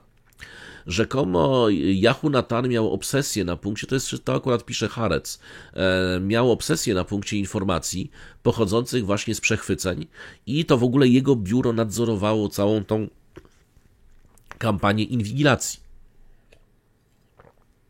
To jest tak, że kiedy była główna prokurator MTK, wszczęła sprawę przeciwko państwu położonemu w Palestynie jeszcze przed 7 października. Przypomnijmy, w jej domu pojawiło się 2 mężczyzn, grożąc, podając się za przedstawicieli państwa położonego w Palestynie i grożąc jej osobiście. Co więcej, były szef Mossadu Yossi Cohen groził byłej właśnie głównej prokurator Bensoudzie podczas serii tajnych spotkań. Co więcej, establishment bezpieczeństwa systematycznie szpiegował pracowników autonomii palestyńskiej i organizacji palestyńskich, którzy mieli kontakt z MTK. Dochodzenie, które zostało przeprowadzone, opiera się na wywiadach z ponad 20 obecnymi oraz byłymi pracownikami wywiadu państwa położonego w Palestynie, urzędnikami rządowymi oraz wyższymi rangą osobistościami MTK, dyplomatami i prawnikami zaznajomionymi ze sprawą. Jedno ze źródeł wywiadowczych opisało Yahu Natana jako mającego obsesję na punkcie informacji z MTK. Wysiłki były nadzorowane przez jego doradców do spraw bezpieczeństwa narodowego i obejmowały również działania Służby Bezpieczeństwa Shin Bet, Dyrekcję Wywiadu Wojskowego oraz jednostkę nr 8200. Według raportu inwigilacja trwała w ostatnich miesiącach i dzięki temu m.in. Yahu Natan z wyprzedzeniem dowiedział się o zamiarach prokuratora co do wydania nakazów aresztowania. No faktem jest, że od ponad miesiąca już było wiadomo, że będą wydane. Jedna z przechwyconych rozmów telefonicznych sugerowała, że Karim Khan starał się wydać nakazy aresztowania, ale według źródła znającego właśnie szczegóły znajdował się pod ogromną presją ze strony Stanów Zjednoczonych. Chociaż wszystkie zarzuty dotyczące zbrodni i wojennych, i przeciwko ludzkości, które są stawiane przeciwko Yahu Natanowi i ministrowi obrony Joawowi Galantowi, odnoszą się do obecnej wojny w Gazie, to MTK budował sprawę przeciwko państwu położonemu w Palestynie przez prawie 10 lat. I w raporcie właśnie w Guardianie z tego raportu wynika, że inwigilacja i próba wpływania i zastraszania trwa niemal 10 lat. W 2015 roku, kiedy ogłoszono, że, bo to wtedy właśnie było, trzeba pamiętać, że MTK, jeżeli ktoś nie jest stroną, to ma pewien problem z zajmowaniem się jego sprawą, no ale w 2015 roku Palestyna przystąpiła do MTK, czy zadeklarowała, że przystąpi do Trybunału po uznaniu jej za państwo przez Zgromadzenie Ogólne Narodów Zjednoczonych. No i właśnie Fatou Bensouda, to jest prawniczka z Gambii, która została wybrana na głównego prokuratora MTK w 2012 roku, wszczęła wstępne postępowanie w sprawie stanowiska sądu. Wtedy mówiono o sytuacji w Palestynie, bo tam chodziło głównie zresztą o zachodni brzeg, przecież nie o strefę Gazy. Miesiąc później w jej domu w Hadze pojawiło się dwóch mężczyzn, którzy po przybyciu odmówili podania tożsamości, oświadczyli, że chcą osobiście dostarczyć Bensoudzie list w imieniu nieznanej Niemki, która chciała jej podziękować. No i później w koperta zawierała setki dolarów w gotówce, notatkę z numerem telefonu w państwie położonym w Palestynie. Chociaż źródła podają, że nie znają tożsamości mężczyzn, nie są w stanie określić motywów, powszechnie przyjmuje się, że to właśnie państwo położone w Palestynie chciało zasygnalizować prokuratorowi, że wie, gdzie mieszka. Czyli mamy już po prostu klasyczną taktykę mafijną. Co więcej, Międzynarodowy Trybunał Karny, bo skąd wiemy, to nie jest jakaś tajemnica, okazuje się, że ICC zgłosił incydent władzom holenderskim. I to jest tak, że już kontrwywiad holenderski i policja wzięły pod ochronę szczególną między innymi prokuratorów, również instalując kamery, prawda, monitoring i tak dalej. To jest tak, że od tego momentu właśnie według 5 różnych źródeł agencje wywiadowcze państwa położonego w Palestynie zaczęły rutynowo monitorować rozmowy telefoniczne wykonywane przez Bensoudę i jej personel z Palestyńczykami. Ponieważ państwo położone w Palestynie zablokowało dostęp MTK do Gazy i do zachodniego brzegu też i wschodniej Jerozolimy, czyli zakazano wjazdu, w związku z tym prawnicy musieli większość rozmów prowadzić przez telefon, co oczywiście spowodowało, że było to łatwe do inwigilowania. To jest tak, że jedno z tych źródeł mówi, gdyby Fatou Bensouda rozmawiała z jakąkolwiek osobą na zachodnim brzegu lub w Gazie, wówczas ta rozmowa telefoniczna trafiłaby do systemów przechwytujących. W przypadku Bensoudy tutaj jeszcze właśnie, że nikt w ogóle nie wahał się w związku ze szpiegowaniem prokuratora, no i tutaj mamy piękny, klasyczny rasizm, prawda, bo stwierdzono, że jest czarna, jest z Afryki, więc kogo to obchodzi. Co więcej, Guardian został poinformowany, że Shin Bet zainstalował oprogramowanie szpiegowskie Pegasus. na telefonach należących do pracowników palestyńskich organizacji pozarządowych, a także 2 wysokich urzędników autonomii palestyńskiej, czyli proszę bardzo, no, prezydent Abbas, Roman Giertych, prawda, to jest, no bidutuje, jak ktoś miał tego Pegasusa zainstalowanego w telefonie. Co więcej, źródła wojskowe znowu przyznały w raporcie, że według nich taktyka szpiegowska przekroczyła pewne granice. To nie miało nic wspólnego z humusem, nie miało nic wspólnego z stabilnością na zachodnim brzegu. Wykorzystywaliśmy nasze zasoby, żeby szpiegować Fatou Bensoudę, to znaczy nie jest to coś uzasadnionego, co może robić wywiad wojskowy, dodał były funkcjonariusz wywiadu wojskowego, pewnie taki, który zresztą tam siedział i słuchał. Jak to Państwo pamiętacie z psów, no, polskie nagrania, no, co ma robić, jak tylko podsłuchiwać umie, no, się dziadek do polskich nagrań zgłoś, no więc co więcej jeszcze można tutaj o tym opowiedzieć. Właśnie, po pierwsze właśnie tutaj doszło również 6 źródeł znowu, były spotkania w latach 2017-2019, w których uczestniczyła delegacja dyplomatów i czołowych prawników rządowych z Ministerstwa Sprawiedliwości, również Ministerstwa Spraw Zagranicznych i Prokuratury Generalnej Wojskowej. To były źródła, tutaj te wszystkie instytucje stworzyły otwarcia tajnego kanału informacyjnego z prokuraturą MTK. Tutaj po pierwsze, tutaj były dwa cele. Po pierwsze, żeby bezpośrednio zakwestionować jurysdykcję MTK na terytoriach palestyńskich, a po drugie, żeby spróbować przekonać prokuratora, że pomimo wątpliwej historii IDF prowadzenia dochodzeń, jak Państwo wiecie, IDF cały czas nie wiadomo czemu, wszyscy mówią, żeby IDF przeprowadził dochodzenia. Oni mają już pewien schemat, modus operandi tych dochodzeń. W rezultacie tych dochodzeń zawsze po pierwsze obwiniają ofiary, to jest pierwsza rzecz, jak ktoś to kupi, to nie przechodzą dalej. Więc tutaj, że tutaj niby IDF sam będzie prowadził te śledztwa bez MTK. Tutaj zakończyły się w 2019 roku te spotkania zakulisowe, kiedy Bensouda ogłosiła zakończenie wstępnego badania i stwierdziła, że jej zdaniem istnieją uzasadnione podstawy, żeby sądzić, że zarówno państwo położone w Palestynie, jak i Palestyńczycy, że obie grupy jak gdyby popełniły zbrodnie wojenne na terytoriach okupowanych. W latach 2019-2021 dyrektor Mossadu Yossi Cohen rozpoczął agresywną kampanię próbującą przekonać Bensoudę, żeby nie kontynuowała śledztwa. Podczas jednego ze swoich pierwszych spotkań z panią prokurator, Cohen zaskoczył Bensoudę nieoczekiwanym pojawieniem się na oficjalnym spotkaniu, które prowadziła z ówczesnym prezydentem Republiki Konga, z Josefem Kabilą w apartamencie hotelowym w Nowym Jorku. Według 4 osób obecnych na spotkaniu, po tym jak personel Bensoudy został poproszony o opuszczenie pokoju, nagle Cohen wszedł w takiej starannie zaplanowanej zasadce, prawda, no i próbował coś tam ją zastraszać rzekomo. Tutaj wspólne śledztwo, no właśnie jeżeli chodzi o śledztwo w tej kwestii, to działania Cohena wzbudziły, tu jest cytat, wzbudziły w niej strach o bezpieczeństwo osobiste. Znaczy on ją po prostu tam próbował zastraszyć.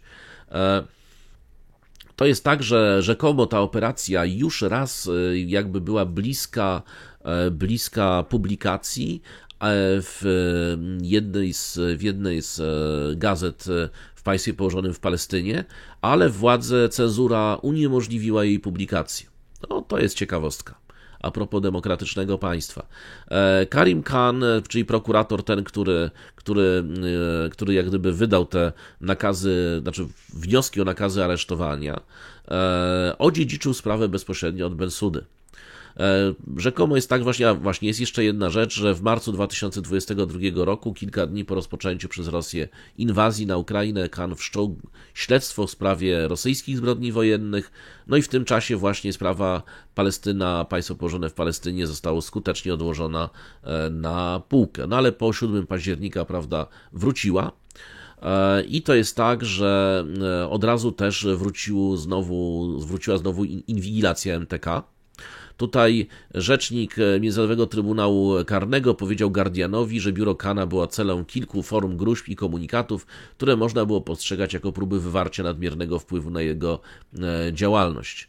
No ale to się jednak, to jest tak, że w międzyczasie, pewnie dzięki władzom holenderskim, MTK wzmocnił swoje bezpieczeństwo, przeprowadza regularne przeszukanie prokurator i kontroli bezpieczeństwa urządzeń, ustanawiał właśnie obszary wolne od telefonów i przeprowadzał cotygodniowe oceny zagrożeń. Dzięki państwu położonemu w Palestynie, jak widać. No i generalnie Khan, podobnie zresztą jak wcześniej Bensouda, pozostaje odporny na groźby lub też zastraszania. Tutaj zresztą powiedział, w szczególności podkreśliłem, że głód jako metoda prowadzenia wojny oraz odmowa udzielenia pomocy humanitarnej stanowią naruszenie prawa. Tutaj ogłaszając wniosek o wydanie nakazów aresztowania.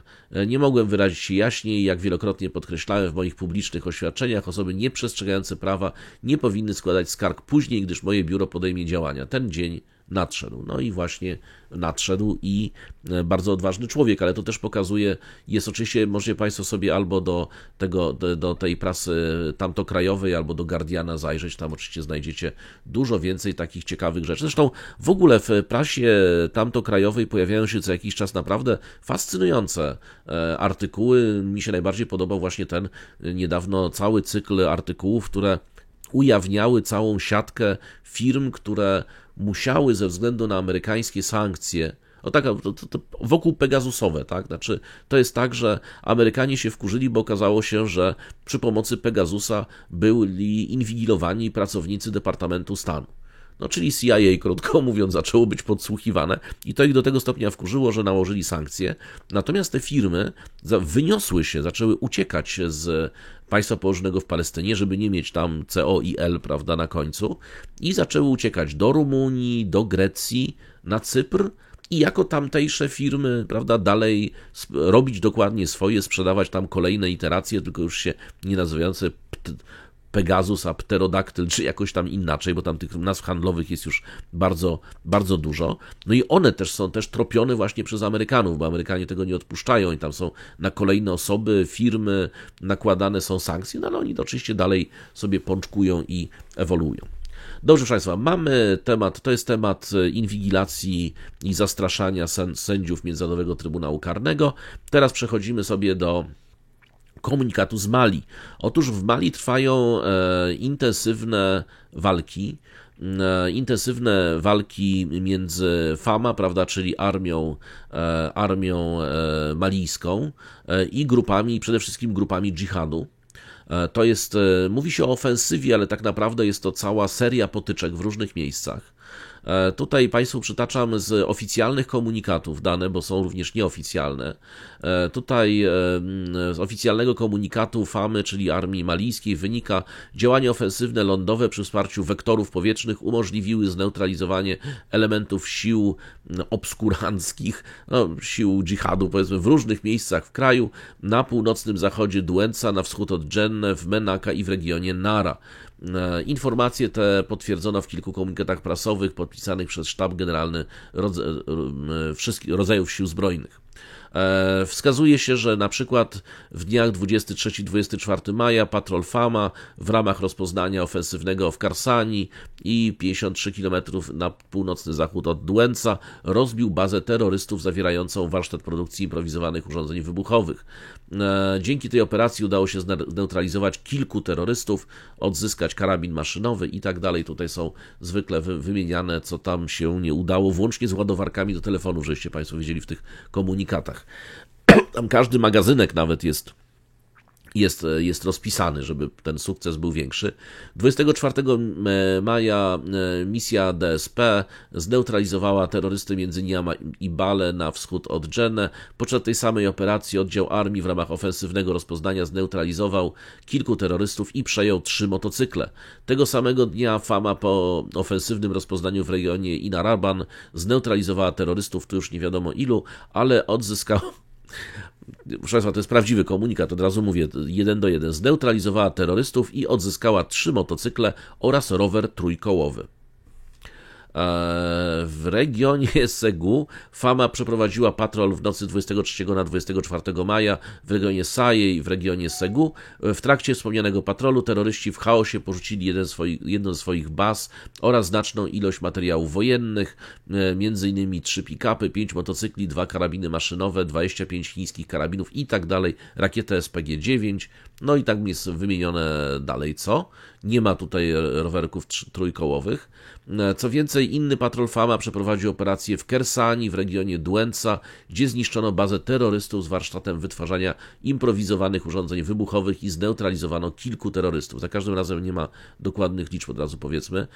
Tam też, jak wskazuje wojsko, odzyskano partię materiałów wojennych, karabiny maszynowe i tak dalej.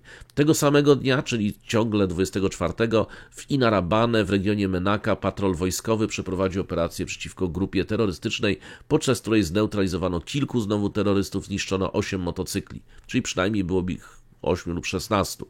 Sztab Generalny poinformował również, że Fama przeprowadziła ofensywną misję rozpoznawczą w regionach Talateje, Inarabane i Inazim. To potwierdziło obecność terrorystów w zachodnim sektorze Talataje, gdzie zaobserwowano intensywną działalność związaną z hodowlą zwierząt przez terrorystów. Więc to jest tak, że według danych armii lotnictwo przeprowadziło chirurgiczny atak na bazy terrorystów. Operacja ta umożliwiła zneutralizowanie kilku terrorystów, zniszczenie motocyklów i innych środków walki. Nie podano informacji na temat stanu zdrowia krów, ani tego, czy zostały odzyskane, czy zostały zaliczone do grona terrorystów.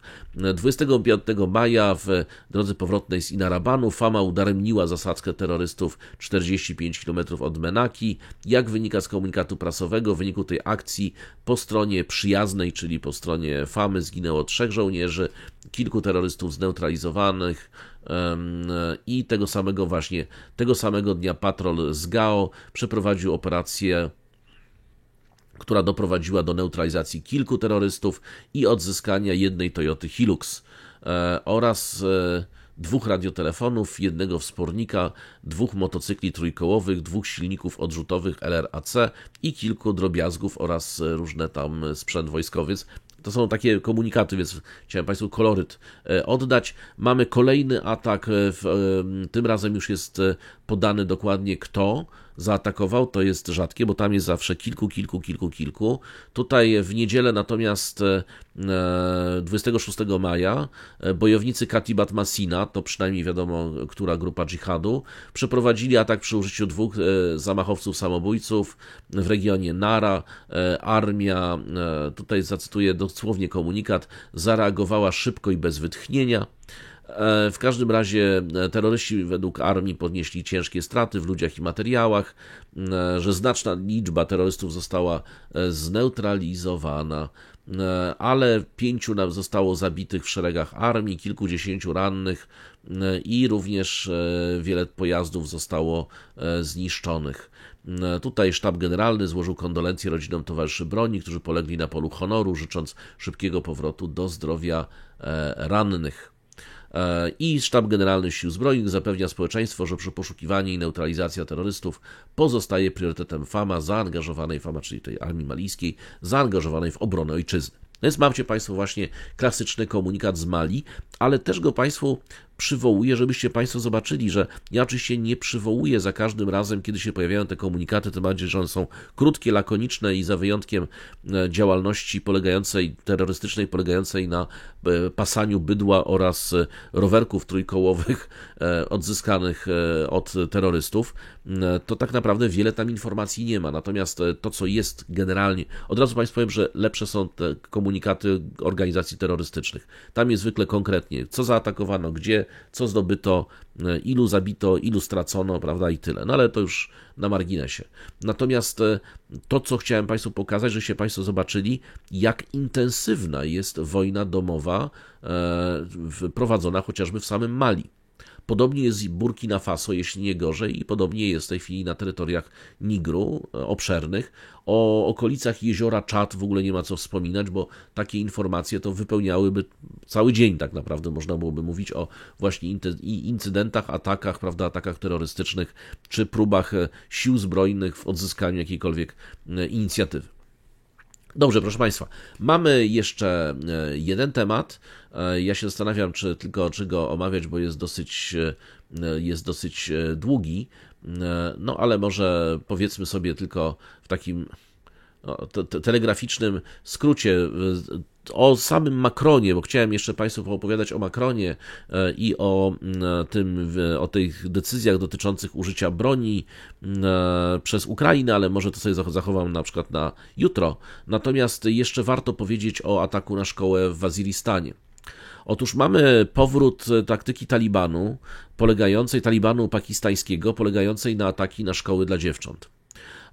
To jest tak, że kilku niezidentyfikowanych na razie członków niezidentyfikowanej grupy zbrojnej, ale wiadomo, że to jest TTP, podpaliło szkołę średnią dla dziewcząt w Razmak Tehsil w dystrykcie w północnym Waziristanie. Jednocześnie doszło do ataku w południowym Waziristanie na policjanta. Tutaj w obu przypadkach nie było ofiar, ale również wiadomo, że w poniedziałek wieczorem niezidentyfikowani napastnicy weszli do budynku gimnazjum dla dziewcząt w Golden Arrow w wiosce Shakimar w Razmak Tehsil, podpalili go, ogień, prawda, wiadomo, zniszczył całe wyposażenie. Szkoła została notabene zbudowana przez organizację Shakimar Welfare Organization razem z 7. Dywizją Armii Pakistańskiej w 2020 roku. W marcu tego roku zresztą nieznani napastnicy zniszczyli szkolny system zasilania energią słoneczną, co zresztą wywołało panikę wśród uczniów szkoły, no ale miejscowa starszyzna przekonała dziewczęta, żeby kontynuowało naukę. Generalnie ostatnio w północnym i południowym Waziristanie nasiliły się ataki na szkoły. Mieliśmy jeszcze 9 maja atak terrorystyczny na prywatną szkołę dla dziewcząt w regionie Szała w południowym Waziristanie. 17 maja niezidentyfikowana grupa zbombardowała prywatną szkołę dla dziewcząt, ona była jeszcze w budowie, w dolnym południowym Waziristanie. Więc to jest tak, że dlaczego o tym opowiadam? Ponieważ to jest coś niezwykłego, jak gdyby z punktu widzenia działalności rozmaitych grup dżihadu. Dlaczego niezwykłego? Ponieważ edukacja dziewcząt nie jest zabroniona w żaden sposób przez szaria, co więcej, jest nawet zalecana przez szaria. Co więcej, powiem Państwu, że w momencie, kiedy właśnie państwo islamskie, które było organizacją, no, można powiedzieć, najbardziej ortodoksyjną z punktu widzenia takich właśnie przestrzegania literalnego praw sunny, oni ostentacyjnie właśnie konkurując wtedy z Talibanem, otworzyli w Mosulu normalnie klasy uniwersyteckie dla kobiet. Faktem jest, że one były jednopłciowe, to znaczy to nie było mieszania mężczyzn i kobiet w jednej klasie, plus do tego na dodatek wykładowcami musiały być kobiety, ale specjalnie właśnie pokazywano tym barbarzyńcom z Talibanu, jak wtedy mówiono, że szariat tego nie zabrania, bo nie zabrania, tak? Natomiast powiem Państwu, skąd się to wzięło, bo to jest taka ciekawostka, której Państwo już raczej nigdzie nie znajdziecie w mediach, dopiero w mojej książce może. Otóż to jest tak, że był taki sobie kaznodzieja i dziennikarz jednocześnie, akurat daleko od Waziristanu, bo w Dolinie Swat, który wymyślił sobie właśnie taką całą kampanię polityczno-teologiczną. Był zresztą bardzo popularny, tak? My byśmy dzisiaj powiedzieli, że gdyby wtedy mieli tam YouTube, prawda, to miałby, nie wiem, tam z 500 000, jak nie z 1 000 000 subów. I generalnie był, jak my byśmy dzisiaj powiedzieli, osobowością medialną, tak? Nazywał się Mulana Fazlullah, nazywali go potem Radio Mulana, bo on głównie przez radio właśnie miał swoje radiowe audycje, tym bardziej, że radio tam docierało praktycznie do całej tej doliny, zresztą przepięknego miejsca, bardzo kiedyś bogatego, żyznego w ogóle, wtedy kiedy było autonomiczne od Pakistanu. Jak przestało być autonomiczne, to się oczywiście stało właśnie to, co się stało. I Mulana Fazlullah wymyślił sobie całą kampanię polityczną polegającą na tym, żeby generalnie walczyć ze wszystkim tym, co uznawał za naleciałości Zachodu. Czyli mieliśmy na przykład całą kampanię palenia książek, mieliśmy całą kampanię niszczenia telewizorów, on nawoływał swoich zwolenników, oni wynosili na przykład, zrywali anteny satelitarne albo wynosili jakieś tam magnetowidy, taśmy wtedy, wideo, które były nośnikami zepsucia zachodniego i palono to, robiono akcję palenia, prawda, połączoną z pieczeniem kiełbasek powinno być na rynkach miast i miasteczek. No więc jak to już się wydarzyło wszystko, to generalnie Mulana Fazlullah, który stał się później jednym z dowódców, a potem od razu powiem przywódcą nawet całego Talibanu właśnie pakistańskiego, również rozpoczął 2 razy akcję, bo to był właśnie jego pomysł, żeby nie było wątpliwości. On doszedł do wniosku, że dziewczęta nie mogą uczyć się w szkołach, bo to jest niekoraniczne. Ja mówię, on był kaznodzieją, w związku z tym on był, można powiedzieć, sekciarzem, tak, to on sobie po prostu to wymyślił. I co więcej, no oczywiście to uzasadniał, prawda, że absolutnie, że kobiety powinny tam rodzić dzieci i tak dalej, a nie i absolutnie już tam się nie mieszać, poza tym one jeszcze są wystawione na pokusy, mężczyźni są wystawieni na pokusy, no i generalnie jakieś uzasadnienie było znajdowane, chociaż mocno pokrętne. No ale tak czy inaczej, był szalenie popularny. W związku z tym, wtedy kiedy zdobył swobodę działania w Dolinie Swat, to zażądał usunięcia z dziewcząt do 15 stycznia 2009 roku, bo my o tych latach mówimy. Natomiast szkoły, które miały się nie zastosować do jego żądania, miały zostać wysadzone, a ci, którzy łamali zakaz, zabici.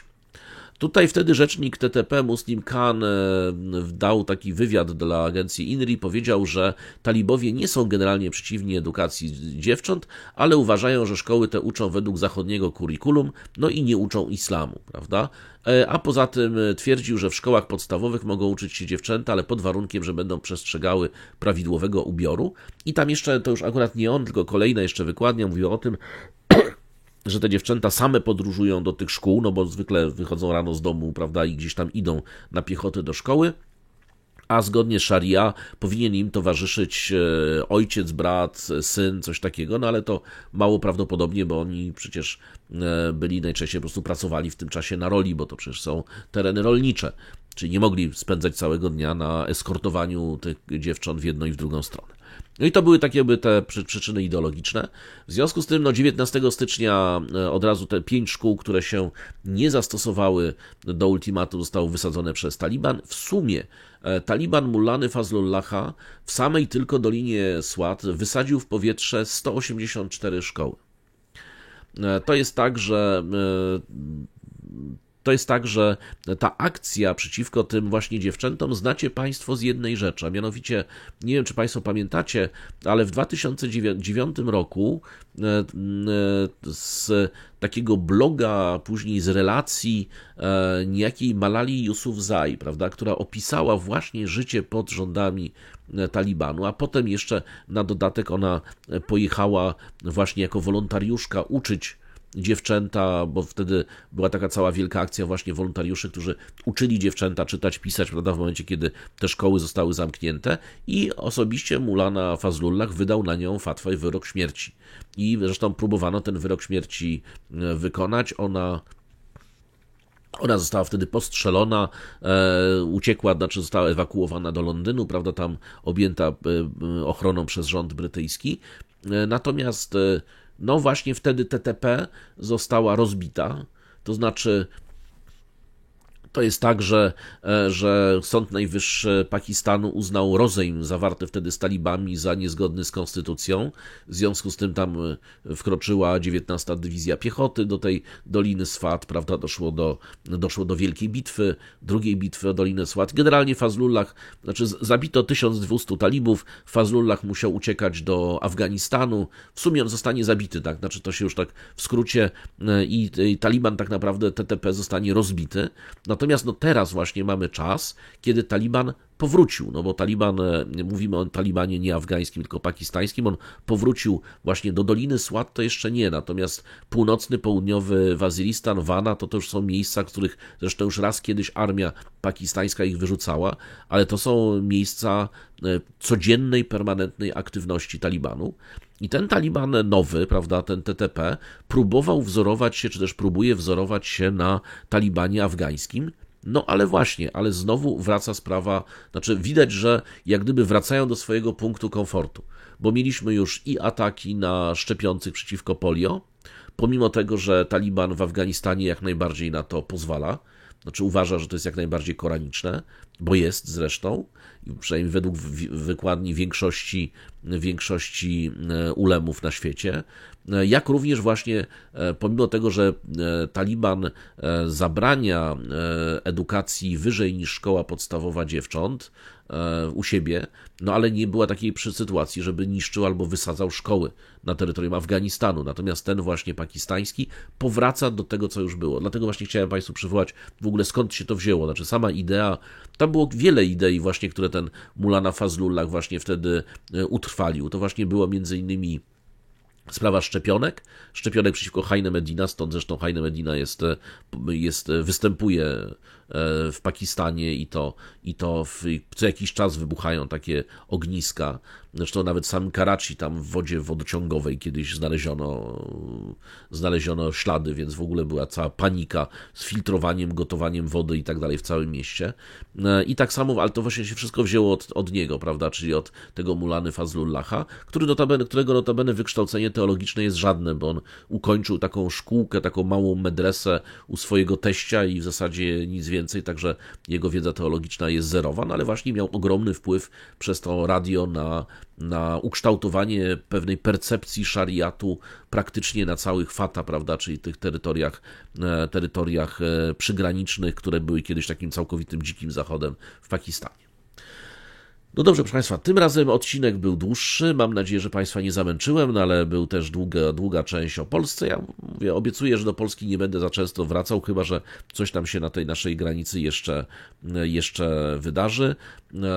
2 tematy z dzisiaj przyniosę na jutro, na pewno nie ucierpi to wiele, bo to są tematy uniwersalne, czy to dzisiaj, czy jutro opowiemy Macronie, czy o pojutrze nawet, to się nic nie wydarzy.